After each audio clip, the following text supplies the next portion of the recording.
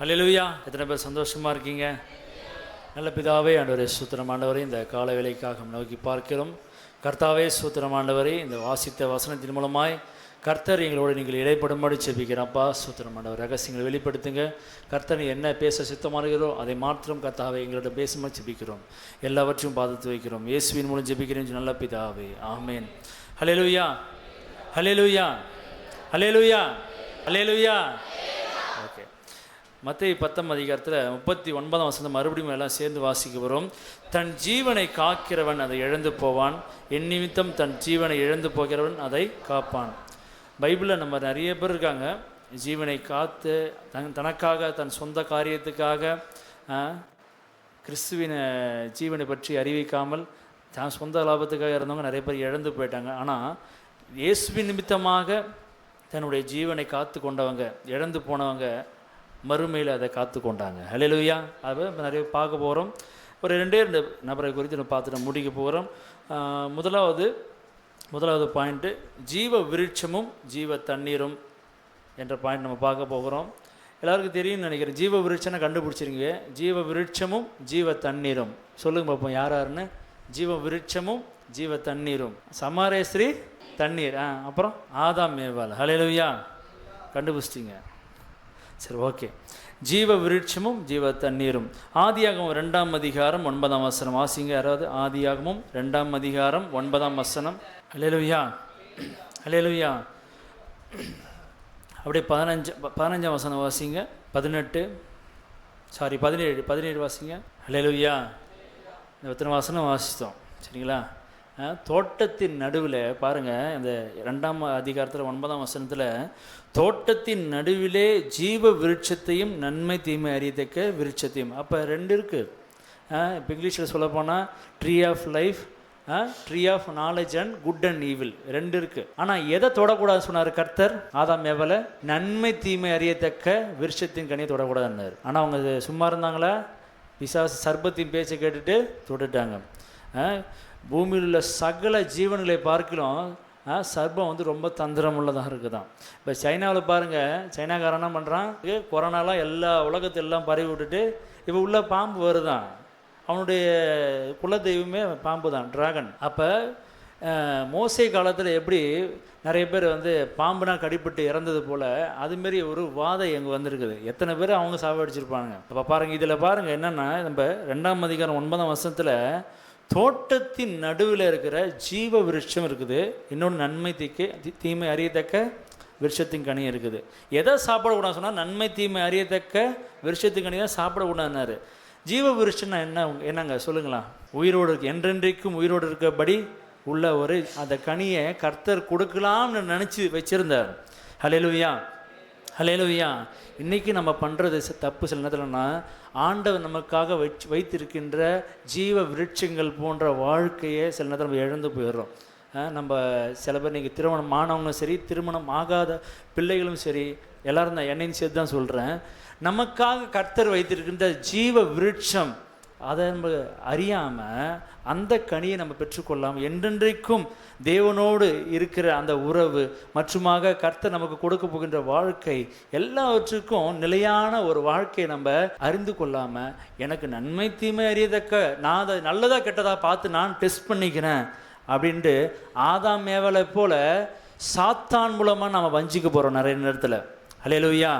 எப்படின்னா, மாம்சத்தின் கிரியைகளை நம்ம சில நேரத்தில் நம்ம வஞ்சிக்கப்பட்டுருவோம். விபச்சாரம், வேசித்தனம், நிறைய பாவங்கள் நம்மகிட்ட, பொய், களவு, அதுமாரி நிறைய பாவங்கள் நம்ம செய்கிறதுனால தான் நம்ம என்ன பண்ணுறோம், ஜீவ விருட்சத்தின் நமக்காக கர்த்தர் கொடுக்க போகின்ற அந்த கிஃப்டடான லைஃப்பை நம்ம இழந்து போயிடுறோம். ஹல்லேலூயா. அப்போ பாருங்கள் என்ன நடக்குது. ஆதாம் ஏவாள் ஆண்டவர் அவர்களுக்காக கொடுக்க நினைத்து இருந்த அந்த ஜீவ விருட்சத்தின் கனி அவங்க இழந்து போனதுக்கு காரணம் என்னன்னா அவசரம். ஹல்லேலூயா. ஒரு பொய் வேற சொல்கிறாங்க. ஏன்னா பொய்யனும் பொய்க்கு பிதாவமாக இருக்கிற சர்பம் அங்கே வருது. ஹல்லேலூயா. அப்போ அவன் நன்மையாக சொல்கிறான், இது நீங்கள் சாப்பிட்டீங்கன்னா தேவர்களை போல இருப்பீங்கன்னு சொல்லுது. பொய் சில பேர் சொல்லுவாங்கள்ல, வாயை திறந்தா பொய்யா பேசுகிற பொய் அப்படி சில பேர் நம்ம திட்டுவாங்களா, பார்த்துருக்கீங்களா? சில டைமில் கோவத்தில் உங்கள் கணவன் மனைவிக்குள்ளே வீட்டில் உங்கள் அப்பா அம்மா பிள்ளைங்களாம் இருக்கீங்க, எல்லாருமே வாலிப பிள்ளைங்க எல்லாம் பசங்களாம் இருக்கீங்க. வீட்டில் அப்பா அம்மா திட்டம் என்ன பண்ணுவாங்க, வாயில் வரதெல்லாம் பொய். என்றைக்காவது எல்லாம் சண்டை போடும் செஞ்சுருக்கீங்களா எல்லாரும்? பேசும்போது இன்னும் பொய்யா பேசுகிற. அப்போ சாத்தானு பாருங்க என்ன விதத்தில் நம்மளை என்னைக்கு அப்போ நம்ம உண்மையை சொன்னால் எங்கே திட்டுவாங்களோ, அதேமாதிரி கணவன் மனைவிக்கிட்ட, மனைவி கணவன்கிட்ட தோ வந்துடுறேன், தோ இங்கே அப்படின்னுவாங்க. ஆனால் போக மாட்டாங்க, எதுவும் செய்ய மாட்டாங்க. ஆனால் கடைசியில் என்னாகும், அங்கே சாத்தான் பெரிய காரியம் செஞ்சான். பொய் பேசுவான், அடுத்தது சண்டை வந்துடும், அப்புறம் பிரிவினை வரும், அப்புறம் ஒருத்தர் நிறைய இங்கிலீஷ் வார்த்தைலாம் பேசிப்பாங்க. சில வீட்டில், எல்லா வீட்லேயும் கிடையாது, சில பேர் நாய் பேலாம் பேசி. இப்போ பாருங்கள், இப்போ ஆதாம் ஏவாள் கர்த்தர் அவர்களுக்கு தர நினைத்து இருந்த அந்த ஜீவ விருட்சத்தின், அதனது என்றென்றைக்கும் உயிரோடு இருக்கும்படி உள்ள அந்த கனியை அவர்கள் இழந்து போயிட்டு. ஹல்லேலூயா. எப்படி இழந்துட்டாங்கன்னா, நான் அதை டெஸ்ட் பண்ணி போய் பார்க்குறேன்ட்டு என்ன பண்ணுறாங்க, பிசாசு சொல்கிறத கேட்டுட்டு டெஸ்ட் பண்ணுறாங்க. ஏவாள் சாப்பிட்டது மாத்திரம் இல்லாமல் தன்னுடைய கணவருக்கும் கொடுக்குறாங்க. இன்றைக்கி குடும்பத்தில் நம்ம என்ன பண்ணுறோம், எல்லாருமே நம்ம உலகமாக பரிசுத்தவான மாதிரி நம்ம நடந்து சில நேரத்தில் இருக்கிறோம். நம்ம என்ன பண்ணுறோம், நம்ம மட்டும் சில நேரத்தில் தவறி போய் இல்லாமல் நம்ம குடும்பத்துக்கும் தலைமுறைக்கும் சில நேரத்தில் நம்ம சாபத்தை சேர்த்து வைக்கிறோம். ஹல்லேலூயா. பாருங்க, ஆதியாகமம் 3ஆம் அதிகாரத்தில் பாருங்கள், அதே 3ஆம் அதிகாரத்தில் 7ஆம் வசனம் பாருங்களா. 3ஆம் அதிகாரம் 7ஆம் வசனம், இப்படி 23ஆம் வசனம் வாசிங்க, இப்படி 22 வாசிங்க. ஹல்லேலூயா, ஹல்லேலூயா. அப்போ பாருங்கள், கர்த்தர் கொடுக்க நினைத்து இருந்த அந்த என்றென்றைக்கும் உயிரோடு இருக்கும்படி அந்த ஜீவ விருட்ச கனியை புசிக்க முடியாமல் தோட்டத்திலேருந்து துரத்தப்பட்டாங்க. ஆனால் ஆண்டவர்கிட்ட, கர்த்தர்கிட்ட ஆதாம் ஏவாள் 2 பேரும் அந்த பழத்தை சாப்பிடாமல், நன்மை தீமை அறியத்தக்க விருட்சத்தின் கனியை சாப்பிடாமல் இருந்திருந்தா, ஆண்டவர் கர்த்தருக்கு சொன்ன வார்த்தை கீழ்ப்படிந்திருந்தா, கண்டிப்பாக இன்றைக்கும் நம்ம என்ன பண்ணிருந்தோம்னா, வேறு சிந்தி நம்ம சாப்பிட்ருக்க மாட்டோம். எப்பொழுதும் நம்ம யுகமாக சந்தோஷமாக நம்மளாம் இருந்திருக்கலாம் அப்படின்னு நம்ம நினைக்கிறோம். ஒரு சில வினாடி பொழுதில் பிசாசு தான் வேலையை காமிச்சிட்டான். உலகத்தில் ஒரு பழமொழி சொல்லுவாங்கள்ல, நல்லவனாக இருக்கிறதுக்கு ரொம்ப காலம் ஆகும், கெட்டவனாக இருக்கிறதுக்கு ஒரு செகண்ட், ஒரு வினாடி போதும். ஹல்லேலூயா.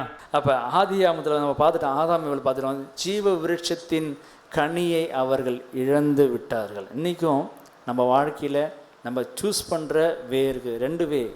ஒன்று பரலோகம், இன்னொன்று நரகம். பரலோகன்றது ஜீவ விருட்சத்தின் கனியை கர்த்தர் என்றென்றைக்கு நம்ம உயிரோடு இருக்கும்படி யுகமாக கர்த்தரோடு என்றென்றைக்கு கர்த்தரை ஆராதிப்பதற்காக கர்த்தர் நம்மை செலக்ட் பண்ணி வச்சிருக்கிற ஒரு காரியம். ஹல்லேலூயா. இது பூமின்றது ஒரு தோட்டங்க. இந்த தோட்டத்தில் ஆண்டவர் 2 வச்சிருக்காரு, ஒன்று பரலோகம், இன்னொன்று நரலோகம். 2 விதமான கனிகளை வச்சுருக்காரு. நம்ம எதை சூஸ் பண்ண போகிறோம்? நான் எல்லாத்தையும் டெஸ்ட் பண்ணிட்டு தான் எல்லாத்தையும் லைஃப்பில் ஸ்டார்ட் பண்ணோம்னு நினைக்கும் போது அது செட்டுப்படி ஆகாது. ஹல்லேலூயா, ஹல்லேலூயா. அப்புறம் எதுக்கு நம்ம ஆண்டவருடைய சித்தத்தை கேட்குறோம், விருப்பத்தை கேட்குறோம்? எதுக்கு நம்ம பைபிள் படிக்கிறோம், ஜெபம் பண்ணுறோம்? பேசாமல் நம்ம பாட்டுக்கு இருந்த மாதிரி இருந்திருக்கலாம்ல. ஹல்லேலூயா. எதற்காக கர்த்தர் நம்ம தெரிந்து கொண்டாத நோக்கத்தை நம்ம புரிந்து கொண்டாதான் நம்ம அவருடைய ஜீவ விருட்சத்தின் கனி, அதை என்றென்றைக்கும் தேவனோடு உயிரோடு இருக்கும்படி அந்த கனியை நாம் பெற்றுக்கொள்ள கர்த்தர் நமக்கு போதுமான தேவனாக இருக்கிறார். எத்தனை பேர் விசுவாசிக்கிறீங்க? ஹல்லேலூயா. அடுத்தது பார்க்க போகிறோம், ஜீவ தண்ணீர். ஓகேங்களா? யோவான் 4ஆம் அதிகாரம் 6ஆம் வசனத்துலேருந்து 7ஆம் வசனம், சரி 8ஆம் வசனம் வரைக்கும். நிறைய வசனம் சொல்லலை, எல்லாருக்கும் தெரிஞ்சுதான். அதை சும்மா உங்களுக்கு வாசிக்க சொன்ன வசனம் எப்படியாவது புரட்டி பார்த்தா வீட்டில் போய் உங்களுக்கு ஞாபகம் வரும்ன்ட்டு. சமாரியாஸ்திரின்னு சொல்லிட்டு நான் பாட்டு போயிடலாம், அது எங்கே இருக்குன்னு தெரியணும் இல்லை? ஹல்லேலூயா. இப்போ பாருங்கள், ஃபஸ்ட்டு நம்ம பார்த்து ஜீவ விருட்சத்தின் கனி ஆதாம் ஏவாளை பற்றி பார்த்தோம். ஃபஸ்ட்டு நம்ம வசனம் வாசித்தோம் பார்த்தீங்களா? என்ன வசனம் வாசித்தோம்? மத்தேயு 10:33. தன் ஜீவனை காக்கிறவன் அதை இழந்து போவான், என் நிமித்தம் தன் ஜீவனை இழந்து போகிறவன் அதை காப்பான். முதலாவது இருக்கிறது, தன் ஜீவனை காப்பாற்றுறதுக்காக என்ன பண்ணுறா ஆதாம் ஏவாள் என்ன பண்ணுறாங்க, அந்த கனியை புசித்து தேவனுடைய ஆசீர்வாதத்தை இழந்துட்டாங்க. பூமியோடு அவங்க கதை முடிஞ்சு போச்சு. ஹல்லேலூயா. ஆனால் இங்கே பாருங்கள், அற்பமாக எண்ணப்பட்ட ஒரு எல்லாராலும் ஒதுக்கப்பட்ட சமாரிய ஸ்ரீ அவன் என்ன பண்ணுறா, கிணத்துக்கு தண்ணி எடுக்க வரும்போது இயேசுங்க உட்காந்துருக்காரு. ஹல்லேலூயா. அவன் உட்காந்துருக்கும் போது இயேசு கேட்குறாரு, எனக்கு கொஞ்சம் தாக்கத்துக்கு தண்ணி தான். என்ன சொல்கிறாங்க அதுக்கு அவங்க?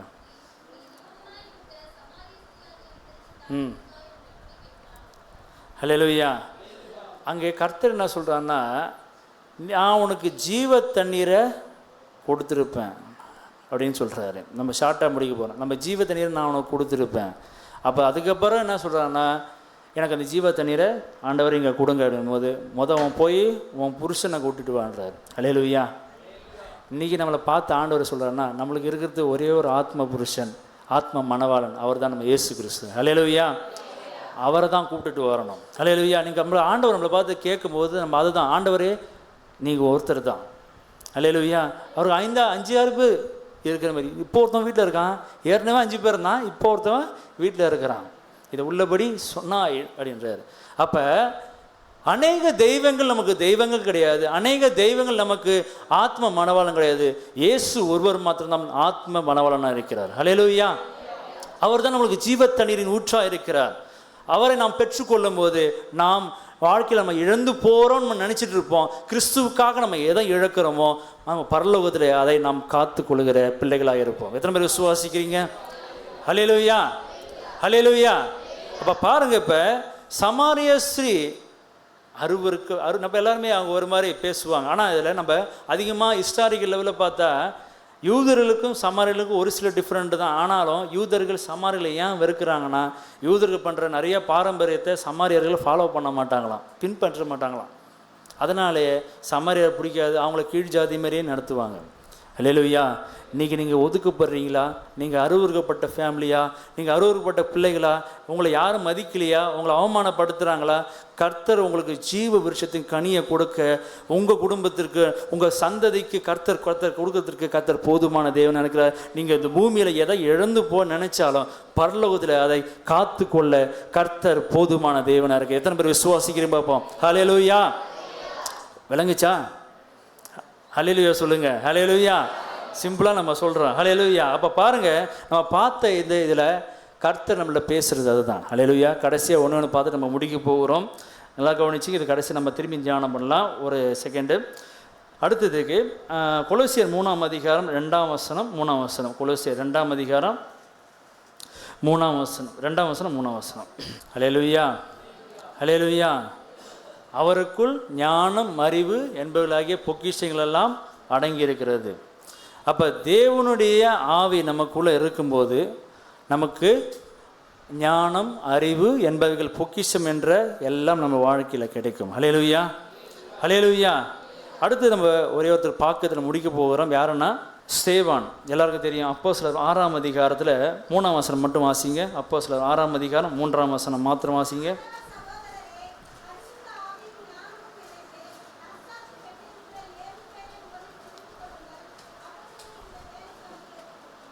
ஹல்லேலூயா.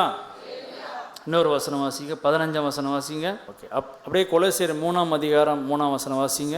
ஹல்லேலூயா. 2வது பாயிண்ட் என்னன்னா, நம் ஜீவன் தேவனுக்குள் மறைந்திருக்கிறது.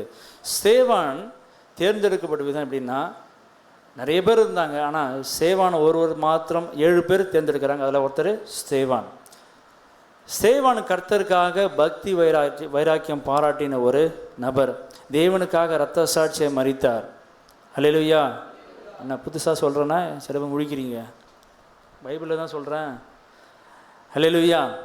ஸ்தேவான் கர்த்தருக்காக பக்தி வைராக்கியம் என்ற ஒரு மனிதன் இரத்த சாட்சியை மரித்தார். எதற்காக அவர் அந்த காரியத்தை செய்கிறார்னா, தேவனுக்குள்ளாக அவருடைய ஜீவன் மறைந்திருக்கிறது.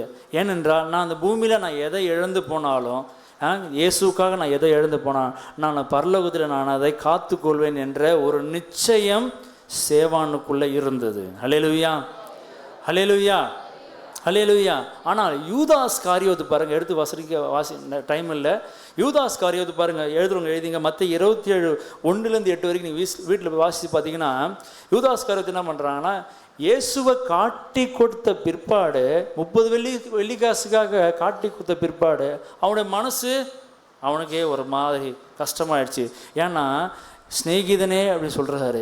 ஏன்னா அந்த ஸ்நேகிதனேன்ற வார்த்தை மூலமாக மறுபடியுமாக மனம் திரும்புவான். கடைசி நேரத்தில் கூட யூதாஸ் காரியோத்து மனம் திரும்புவான். ஏன்னா நீ காட்டி கொடுத்துட்டு தான், ஆனால் காட்டி கொடுக்க போகிற, ஆனாலும் நீ மனம் திருந்துவேன்ற கடைசி நேரத்தில் கூட கர்த்தர் அந்த சான்ஸை கொடுக்குறாரு. ஆனால் யூதாஸ் காரியோத்து அதையும் தட்டி கழிக்கிறாரு. தன் ஜீவனை நேசித்தது மாத்திரமல்ல, அதை பூமியில் இழந்து போயிட்டான்.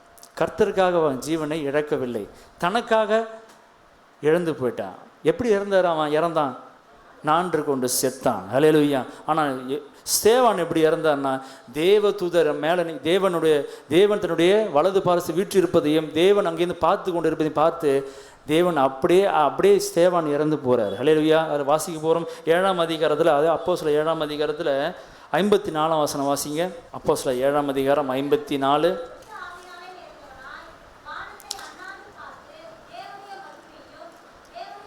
ஆமென்.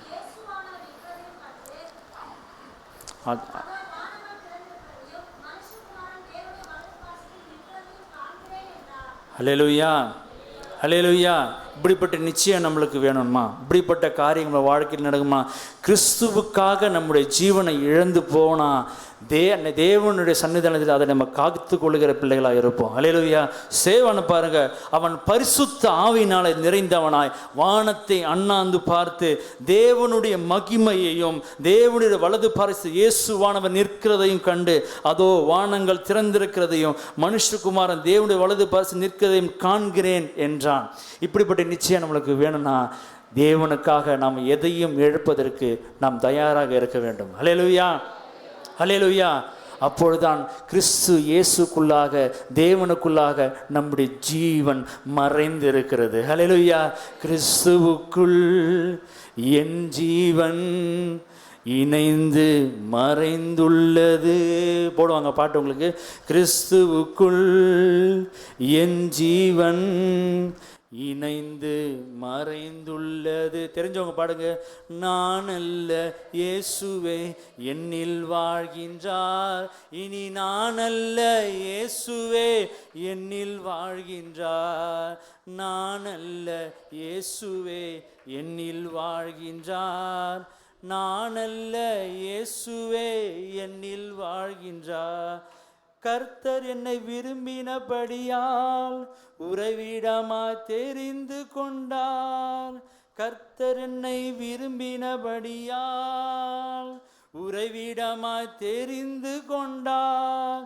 என்னிலிருந்து வேதம் வெளிப்படும், கர்த்தர் வசனம் பிரசித்தமாகும். நான் அல்ல இயேசுவே என்னில் வாழ்கின்றார், இனி நான் அல்ல இயேசுவே என்னில் வாழ்கின்றார்.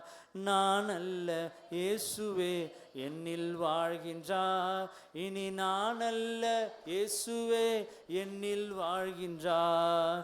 கிறிஸ்துவுக்குள் என் ஜீவன் இணைந்து மறைந்துள்ளது. எத்தனை பேர் விசுவாசிக்கிறீங்க? நம்முடைய ஜீவன் அவருக்குள்ளாக இணைந்து மறைந்து உள்ளது. ஹல்லேலூயா. நான் அல்ல இயேசுவே என்னில் வாழ்கிறார். அப்படிப்பட்ட நிச்சயம் இருந்துட்டாலங்க கவலைப்பட மாட்டோம். ஹல்லேலூயா, ஹல்லேலூயா. எதை குறித்தும் நீங்கள் கலங்காதீங்க. கர்த்தர் எல்லாவற்றையும் பார்த்து கொள்வார். ஹல்லேலூயா, ஹல்லேலூயா. கர்த்தர் நாமம் என் புகழிடமே கருத்தோடு துதித்திடுவேன், எகுவா ஈரே எல்லாம் பார்த்து கொள்வேன். ஹல்லேலூயா. அப்படிப்பட்ட காரியங்கள், அப்படிப்பட்ட நிச்சயம் நமக்கு இருக்கும்போது நம்ம பூமியில் இருந்தால் நம்மளுக்கு கிடைச்சா கிடைக்கலன்னா என்ன, ஆண்டவருக்காக எதை இழந்து போனாலும் பரவாயில்ல, நான் அதை பரலோகத்தில் காத்துக்கொள்வேன், நானும் என் குடும்பமும் காத்துக்கொள்வேன். அப்படிப்பட்ட ஒரு நிச்சயம் இருந்துச்சுன்னா, அப்படிப்பட்ட ஒரு ஜீவன் நமக்குள்ளே இருந்துச்சுன்னா, அப்படிப்பட்ட ஒரு ஜீவன் தரும் நேசம் நமக்குள்ளே இருந்துச்சுன்னா, உலகத்தில் நேசத்தில் நம்ம பார்க்கவும் மாட்டோங்க. தேவனுடைய நேசம் ஒன்று போதும். ஜெபம் பண்ணுவோமா? எல்லாம் முழங்கால் படிங்களேங்க. ஹல்லேலூயா. நன்றி தகப்பனே. ஆவியானவரே ஸ்தோத்திரம் அப்பா. பரிசுத்தமும் கிருபையுள்ள தேவனே கர்த்தாவே, ஆசீர்வதிக்கப்பட்ட இந்த ஆண்டவரே ஸ்தோத்திரமாண்டவரே, ஆராதனை வேளையிலே கர்த்தாவே ஸ்தோத்திரமாண்டவரே, கிறிஸ்துவினுடைய ஜீவன் அப்பா, உம்முடைய தேவன் அப்பா, தேவனை கர்த்தர் உம்முடைய ஆண்டவர் எங்களுடைய ஜீவன் உமக்குள்ளாக இணைந்து மறைந்திருக்கிறது அப்பா. நாங்கள் அல்லப்பா, நீங்களே எங்கள் கூட இருக்கீங்க, எங்கள் குடும்பத்தோடு இருக்கீங்க, எங்கள் சபையோடு கர்த்தர் இங்கே இருக்கீங்க கர்த்தாவே ஸ்தோத்திரம் ஆண்டவரே. ஆண்டவரே, நாங்கள் ஆண்டவர் எங்களுடைய வாழ்க்கைக்காக நாங்கள் எதுவும் இழந்து போகாமல், இயேசுவே ஆண்டவர் உமக்காக நாங்கள் எதை இழந்தாலும் அதை நாங்கள் பரலோகத்தில் நாங்கள் பெற்றுக்கொள்வோம் கர்த்தாவே. உம்முடைய ஜீவ விருட்சத்தின் கனியை நாங்கள் பெற்றுக்கொள்வோம். நாங்கள் என்றென்றிருக்கும் யுக யுகமாக நாங்களும் எங்கள் சந்ததியும் எங்கள் சபையும் எங்கள் சுற்றுப்புறத்தை எங்கள் ஃப்ரெண்ட்ஸ் எங்கள் ஃபேமிலி எல்லாரையும் கர்த்தாவே அப்படிப்பட்ட யுக யுகமான ஆண்டவரே சுதரம் பரலோகத்துக்கு நாங்கள் கொண்டு வருவோம் என்ற நிச்சயத்தோடு நாங்கள் ஜெபிக்கிறோம் கர்த்தாவே. ஜீவ தண்ணீராம் கர்த்தாவே, உமக்குள்ளே நாங்கள் வேரூன்றி வளரும், நாங்கள் மரமாய் வளர்ந்து கர்த்தாவே கனி தந்து அப்பா சுத்திரம் ஆண்டவரே சுத்திரம் அநேகருக்கு ஒரு ஆசீர்வாதமான பிள்ளைகள் நாங்கள் காணப்படும்படி என் தேவனை கர்த்தனை கிருபை பாராட்டும்படி ஜெபிக்கிறப்பா. நாங்கள் ஒதுக்கப்பட்டது போல இருக்கலாம், நாங்கள் அவமானப்பட்டு இருக்கலாம் கர்த்தாவே. என் தேவன் ஜீவன் தரும் நேசம் கர்த்தாவே, ஜீவ விருட்சமாக்கி ஆண்டவரே சுத்திரம் உம்முடைய கனிகளை நாங்கள் பெற்றுக்கொண்டு ஆவியின் கனிகளை நாங்கள் பெற்றுக்கொண்டு கர்த்தாவே சுத்திரம் ஆண்டவரே யாரெல்லாம் எங்களை ஒதுக்குனாங்களோ யாரெல்லாம் தள்ளுனாங்களோ அவர்களுக்கு முன்பாக எங்கள் தலைகளை கர்த்தர்கள் நிமிர செய்து கிறிஸ்து இயேசுக்குள்ளாக எங்கள் ஜீவன் மறைந்திருக்கிறதை அவர்கள் அறிந்து கொள்ளத காலம் வந்து கொண்டு இருக்கிறது கர்த்தாவே. வானங்கள் திறந்திருக்கிறதையும் தேவன் அப்பா வலது பாரசு நீங்கள் வீற்றிருக்கிறதையும் அநேகர் கண்டு ஆண்டவரே கர்த்தர் தெய்வம் என்கிற சொல்கிற காலம் கர்த்தர் வருகிற நேரமாக இருக்கிற கர்த்தாவே. அப்படிப்பட்ட கிருபையிலேயே கர்த்தர்களை தந்து வழிநடத்தி முடிச்சு வைக்கிறப்பா. ஸ்தேவானை போல நாங்கள் உமக்காக எதை வேணா செய்ய ஆண்டவரே சுத்தம் உமக்கு சித்தமான இரத்த சாட்சியை மறிக்கவும் கர்த்தாவே எங்களை நாங்கள் ஒப்பு கொடுக்கிற கர்த்தாவே. எல்லாவற்றும் பாதத்தில் வைக்கிற கர்த்தாவே, எங்களை சரணாகதியை ஒப்பு கொடுக்கிறோம் ஆண்டவரே. வானவருடைய சாயலை நாங்கள் அணிந்து கொள்ள கர்த்தனை கிருபை பாராட்டும் அடி ஜெபிக்கிறோம். இயேசுவின் மூலம் ஜெபிக்கிறேன் ஜீவன் நல்ல பிதாவே, ஆமென். எந்தன் தேவனா நிச்சயம் நான் ஆசீர்வாதம் பெற்று கொள்ளுவேன். உந்தன் வசனம் கை கொள்ளுவேனா, உந்தன் வழிகளில் நான் நடந்திடுவேன். எந்தன் தேவனா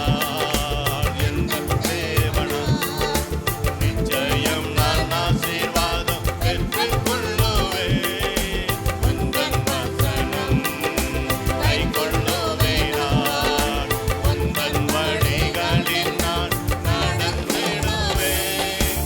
தேசத்தின் ஆயிரம் பேர் வேளையிலும் ஆசீர்வாதமாயிரும் பேர். தேசத்தின் நான் ஆசீர்வாதமாயிரும் பேர் வேளையிலும் ஆசீர்வாதமாயிரும் பேர்.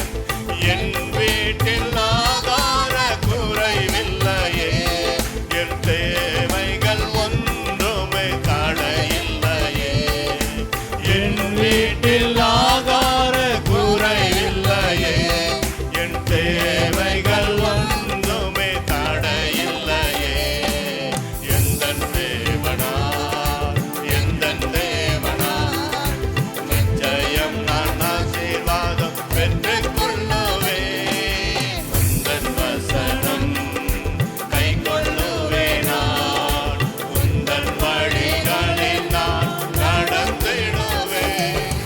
வாழ்க்கை துணையும் என் பிள்ளைகளும் எந்தன் சம்பத்தும் ஆசீர்வதிக்கப்படும். வாழ்க்கை துணையும் என் பிள்ளைகளும் எந்தன் சம்பத்தும் ஆசீர்வதிக்கப்படும். எந்தன் நன்மைக்காய் செடி தோங்கிட செய்வார், என்னை அவர் பரிசுத்த ஜனமாக்குவார். எந்தன் நன்மைக்காய் செடி தோங்கிட செய்வார், என்னை அவர் பரிசுத்த ஜனமாக்குவார். எந்தன் தேவனா நிச்சயம் நான் ஆசீர்வாதம் பெற்றுக் கொள்ளுவேன். உந்தன் வசனம் கை கொள்ளுவேனான், உந்தன் வழிகளில் நான் நடந்திடுவேன். இனி என்றும் கடன் வாங்க விடமாட்டார், கொடுத்ததை செழித்தோங்க செய்திடுவார். இனி எங்கும் கடன் வாங்க விடமாட்டார், கொடுக்கவே செழித்தோங்க செய்திடுவார். உயர்வடைவேன் என் வாழ்க்கையிலே, உன்னதங்களில் என்னை அமர்த்திடும். உயர்வடைவேன் என் வாழ்க்கையிலே, உன்னதங்களில்